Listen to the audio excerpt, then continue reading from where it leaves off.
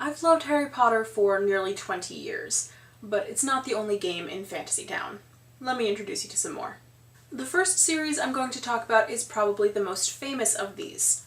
It's the Discworld books by Terry Pratchett. I know, I'm probably preaching to the choir. If you love Harry Potter, you have probably discovered Terry Pratchett. But I don't know that that's true. I don't know that everyone who loves Harry Potter has discovered Terry Pratchett. I've only read one Terry Pratchett book, and I only read it in 2015. That book was The We Free Men, the first book in the Tiffany Aching cycle within the Discworld series. Discworld has several sub-series, and within those there are even more. So Tiffany Aching is part of the Witches, sub-series. And the Tiffany Aching cycle, I think, has 3 or 4 books in it.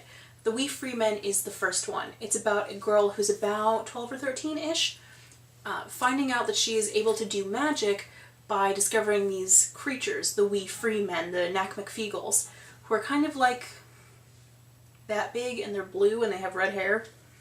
Basically, they look like what's on the cover. Tiffany Aching is about the same age as the Harry Potter characters, entering into magic and entering into learning magic. So I think that the Tiffany Aching cycle in particular will appeal to Harry Potter fans. And maybe the We Free Men will be your entrance into the rest of Terry Pratchett. I'm hoping to read some more Terry Pratchett this year myself. Actually, Jean from Bookish Thoughts has a video about Discworld and where to start with it, which I will link somewhere. Next is the Shades of Magic series by V.E. Schwab. This is a trilogy about a young woman, Lila Bard, in a roughly 19th, maybe 18th century London, discovering that there are parallel Londons where they have magic and her London doesn't. The first book is A Darker Shade of Magic, the second A Gathering of Shadows, and the third A Conjuring of Light. I've listened to the first book on audio. It was great for in the car, by the way. And I've bought the second one on audiobook, but I haven't listened to it yet. This same author, both under V.E. Schwab and Victoria Schwab, has several other fantasy or magical realism type books. One is her first book, The Near Witch, published under Victoria Schwab, about a teenage girl in a small town in ambiguously 1700. It's a basic fantasy setting, and the children in her town start disappearing. And there is the Near Witch, which is a tale that everybody tells their children to keep them in line. And the girl discovers that might be a real witch. I read it 6.5 years ago, so I'm not 100% on the details, but I do remember really liking it. And that book inspired me to follow Victoria's career up until this point.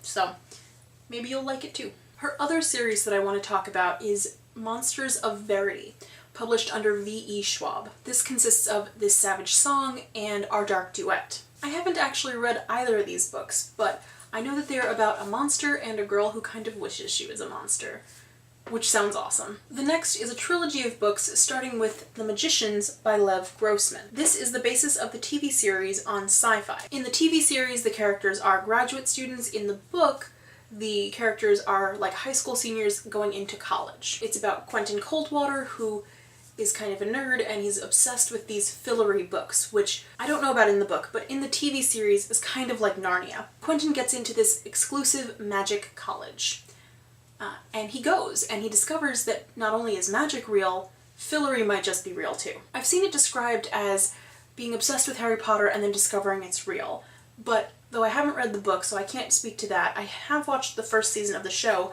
so it seems to be more to be obsessed with Narnia and discovering that Harry Potter is real, and Narnia might be too. The Magicians is the first in a trilogy, followed by The Magician King and The Magician's Land.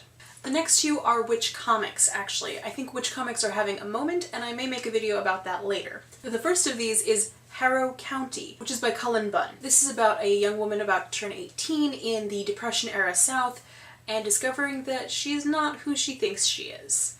She is actually a reborn witch who had been killed by her townspeople like 18, 19 years earlier. She's actually a witch, and her area is full of these things called Harrows, which is basically just supernatural creatures. It's a series, of course, because it's a comic, and I've read the first, 5 collected volumes.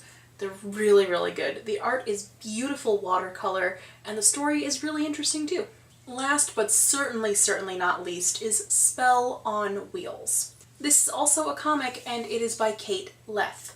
This is about 3 girls, probably in their mid-20s, who are close friends, and someone steals a lot of their magical stuff. So they go on this road trip to try to get it all back. While they're on this road trip, they meet other witches, other practitioners of magic, and other supernatural creatures. They start out in Boston, and I believe they go down into Virginia at one point. It's been a while since I read it. So far, there have only been 5 issues, which were collected into one volume, but I'm hoping there's more in the future. So that's the end of that. If you've read any of these, or if you have other suggestions, let's talk about it in the comments. Thank you for watching. I hope you're well. Bye.